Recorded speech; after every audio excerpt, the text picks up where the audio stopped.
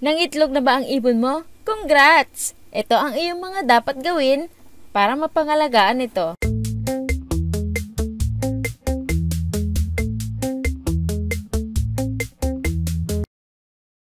Hello Dabarkads and welcome back for another video. Ang pag-uusapan natin ngayon sa araw na ito ay ang video suggestion ni Skymation.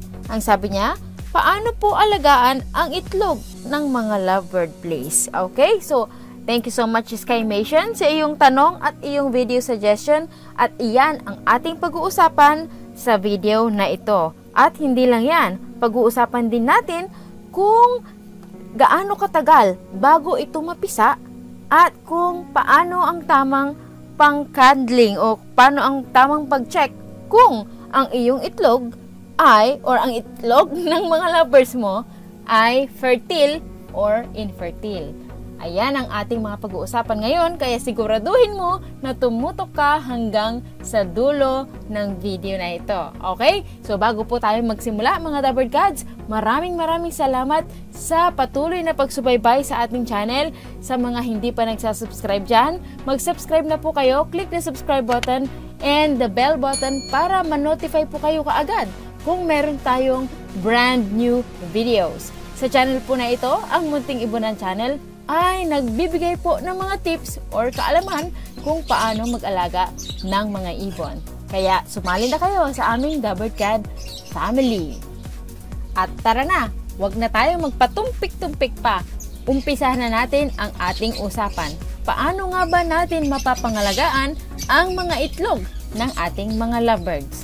There are two ways para mapangalagaan ang mga itlog ng iyong lovebirds hanggang sa sila ay mapisa o ma-hatch. Number one is yung natural way. And that is, hayaan mo yung parents o yung hen na mag-alaga doon sa mga itlog niya hanggang sa sila ay mapisa.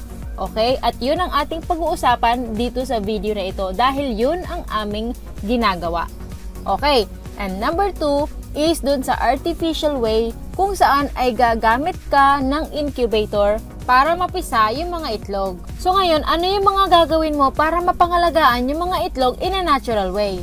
Number one, kung nakita nyo na may itlog na ang iyong lovebird, ang una nyong kailangan gawin ay isulat mo ang date o i-mark mo sa calendar mo ang date kung saan lumabas ang unang itlog ng lovebird mo. Okay? Kung kailan ng itlog ng first egg yung iyong lovebird. Bakit mo kailangang tandaan ang date? Kasi para matrack mo ang progress. At hindi lang yan. Kasi may gap po yan. Okay? So let's say for example, nag-lay ng first egg yung lovebird mo sa January 1. Okay? Wait for 2 to 3 days at lalabas ulit yung second egg. Okay?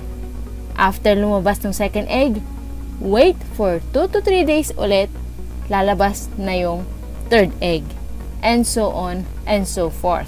Okay? So, meron pong gap, 2 to 3 days. Minsan po, yung ibang lovebirds is 1 to 2 days lang yung gap. Depende sa kondisyon ng lovebirds nyo. Ang bilang ng itlog ng ating mga lovebirds ay depende rin sa kondisyon nila. Usually between 4 to 7 eggs per clutch po yan. So, pero usually nasa 4 to 5 lang. Ayan, depende po kasi kung napakaganda ng kondisyon ng ibon mo, maglilay sila ng mas maraming eggs. So, number 2 na kailangan mong gawin ay panatilihin mo na huwag bulabugin ang mga ibon mo. Okay? So, kapag sisilip ka, ito po yung tip na ginagawa namin or ang technique na ginagawa namin. Hindi po namin sila masyadong binubulabog. Okay? So, ang technique dyan sa pagsilip, pag nakita mo na may itlog, syempre, excited na excited ka, di ba? May itlog na. Yay! After a very long time. Sa tagal-tagal na iyong paghihintay, sa wakas, nangitlog din.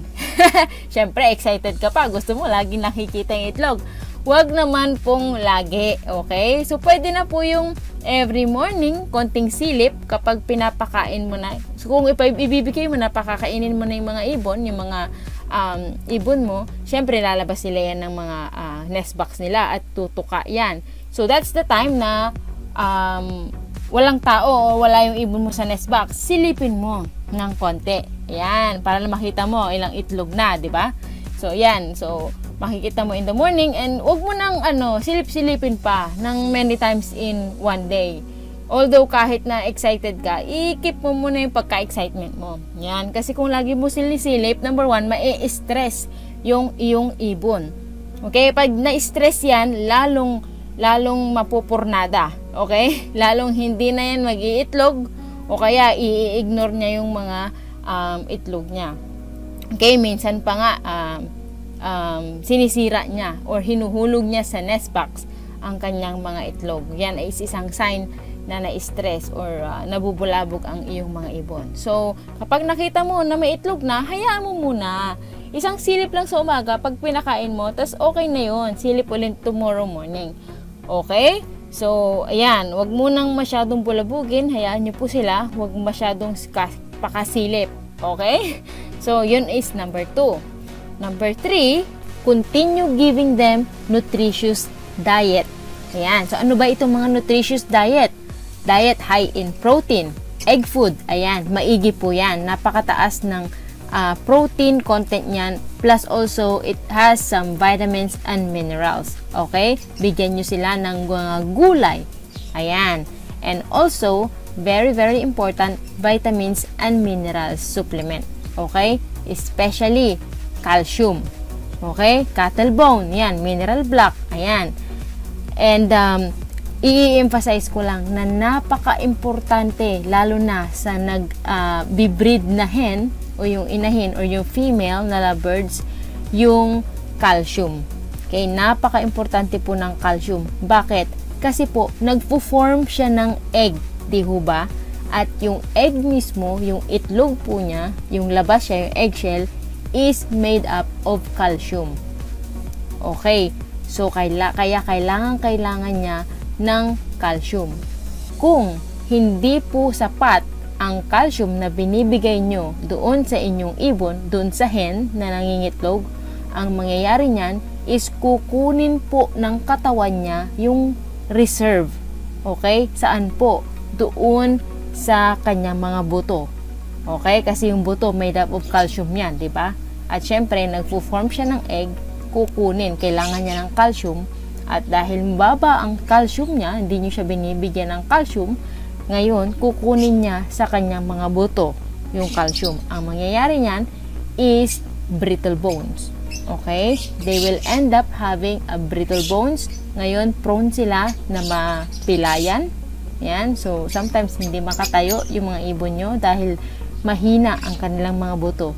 And also, sometimes it will be detrimental to their health. Sometimes they will end up dying. So, kawawa. Mineral depletion. Okay? So, napaka-importante again is calcium sa mga nagbi-breed ng mga hen. Okay? So, kung gaano ka-importante ang calcium, ganun din ka-importante ang vitamin D3. Laging magkasama po yan. Bakit? Kasi hindi na-absorb ang calcium kung wala ang vitamin D3. So, laging magkasama yan. Kahit bigay ka ng bigay ng calcium, kung walang vitamin D3, hindi rin na-absorb ng katawan ng ibon mo yung calcium. Okay, vitamin D3 natural source is sunlight. Especially morning sunlight. Kung hindi naman sila naaarawan, make sure that to give them vitamin D3 supplement. Okay? Again, napaka-importante po yan. Is very nutritious diet. Vitamins and minerals sa ating mga nagbi-breed na mga ibon. Number 4 is to check the eggs if they are fertile or infertile. And why is this important?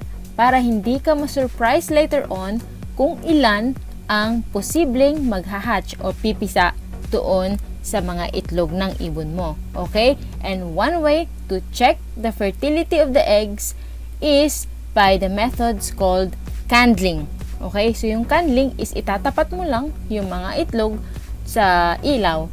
You can use a flashlight or yung ilaw ng cellphone mo, yung flashlight ng cellphone mo.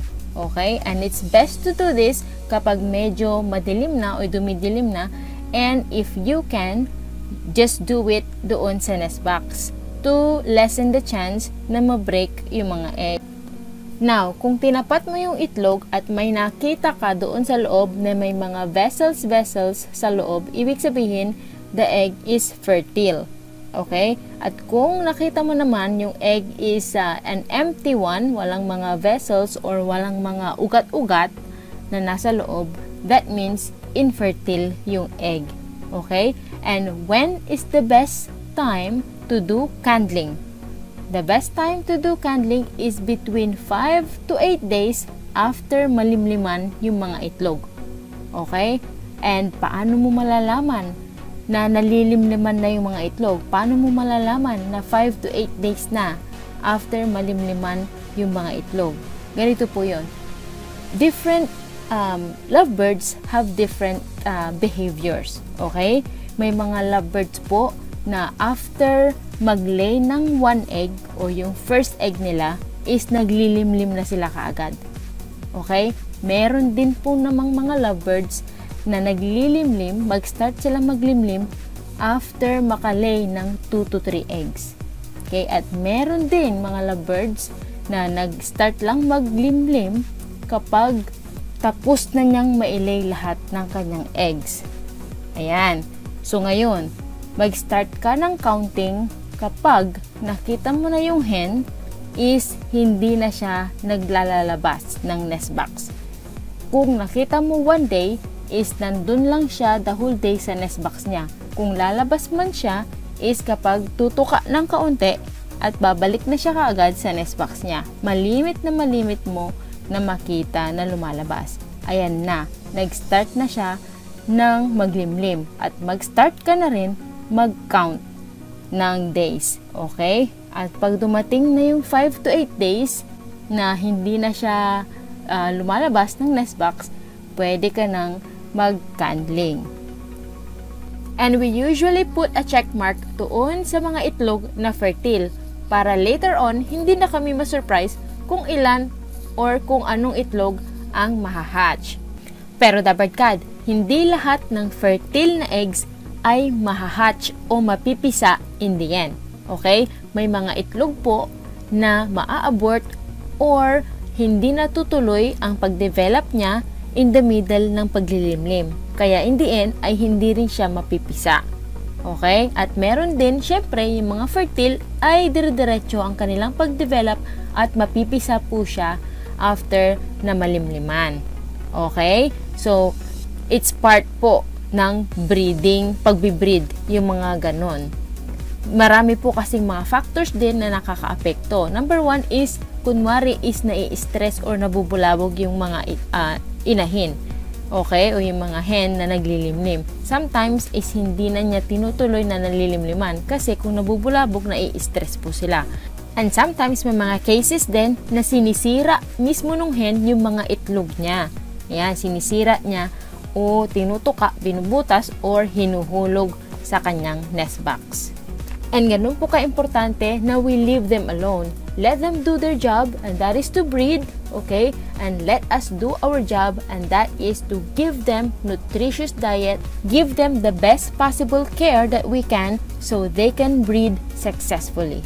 At ito pa, another tip sa candling mga dabarkad is bago nyo hawakan yung mga itlog, ilubog nyo po muna ang inyong mga kamay sa patuka. Okay? At bakit nyo kailangang gawin ito? Para matakpan po ang amoy ng inyong mga kamay. Kasi pag hinawakan nyo ang mga itlog at hindi nyo ito nilubog sa mga patuka is may chance po na lumipat yung amoy ng kamay ninyo doon sa mga itlog. At minsan, may mga ibon po na very sensitive po sila. Kapag naamoy nila na yung itlog nila ay iba ang amoy, mas iisipin nila na hindi sa kanila yung itlog. Ngayon, ang gagawin nila, i-abandon na nila yung egg. Minsan, yun nga, ihuhulog sa kanilang nest box, sisirain nila, tutukain nila. Kasi nga, alam nila, hindi sa kanila yung egg kasi iba ang amoy. Okay? Especially the birdcad, kapag kumain ka ng tuyo, di ba? Anong masarap sa tuyo? Sa kanin, iulam sa kanin, di ba? is magkamay. The best kainin ng tuyo pag nagkamay. At yan, lalo kapag hindi ka nagsabon at magkakandling ka. Naku po, mag-aamoy tuyo yung mga itlog. Kawawa naman sila. At sayang din ang effort mo sa paghihintay. Ngayon, final question. Kailan ba mapipisa ang mga itlog ng iyong lovebirds? Mapipisa po yan 21 to 23 days after po silang malimliman. Okay? So, kung napansin mo na yung hen, hindi na siya naglalabas ng nest box, hindi malimit mo na siyang makita, okay? Nandun na siya lagi sa nest box, start counting the days. Ayan. So, from the moment na laging nasa loob na siya ng nest box until 21 to 23 days. So, kung dumating yung 21 to 23 days at na laging nasa nest box na yung hen, titignan mo na, i-check mo na yung nest box kung may napipisa na. At kung wala ka pa rin nakitang napisa, don't worry. Wait for another 2 to 3 days. So, wait for until 25 or 23 to 25 days. Kasi sometimes, medyo late ang pag-hatch nila. Depende po sa situation. Okay? Maraming factors yan. Okay, at ito lang ang aking final thoughts. I-share ko lang ang simple principle sa pag-aalaga at pagbibreed ng mga ibon. Kung ibibigay mo ang the best para sa iyong mga lovebirds, ay susuklian din nila yan sa pamamagitan ng maraming itlog, maraming inakay. Pero kung tinitipid mo naman ang iyong mga ibon, ay titipirin ka rin nila. Kaya huwag kang magtaka kung hindi nakakabuhay ng inakay ang iyong mga ibon. Maybe it's you that is lacking. Hindi mo siguro na ibibigay lahat ng kanilang pangangailangan. Okay, so yan lang po mga Dabird Gods. Sana ay may natutunan ka na naman sa ating munting video na ito. Kung nagustuhan mo, alam mo na ang gagawin mo. I-click mo lang ang like button. I-share mo rin to sa mga newbies. And also, kung hindi ka pa nagsasubscribe, ano pang hinihintay mo? Subscribe ka na at sumali na sa aming Dabird God family. Masaya dito. Okay, so bago tayo magtapos, ay tara na at tumako na tayo sa ating mga shoutouts. Shoutout lang sa mga sumusunod na mga Dabird Gods. Shoutout to John Lloyd Ormanita, kay Exotics Den. Hello kay Ray De Jesus, kay Ihan Del Gab, kay Anthony Orido. Shoutout din kay Tyrone Teodoro. Maraming salamat din. At shoutout din kay Isabel Vlogs. Ayan. Kay Gabriel Sadi, kay Francis Medina, Edward Almonte.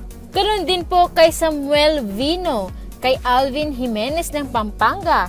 Hello po kay Irene Naval, kay JJ Castillo, kay Rods Mirabete. Hi din kay Jerry Ventura Batak ng Silang Cavite. Hello din kay J. Perez Vlogs, Aaron Gio Santos, at sa mga Hermosa Bataan Lovebirds Hobbies. Hello po sa inyong lahat.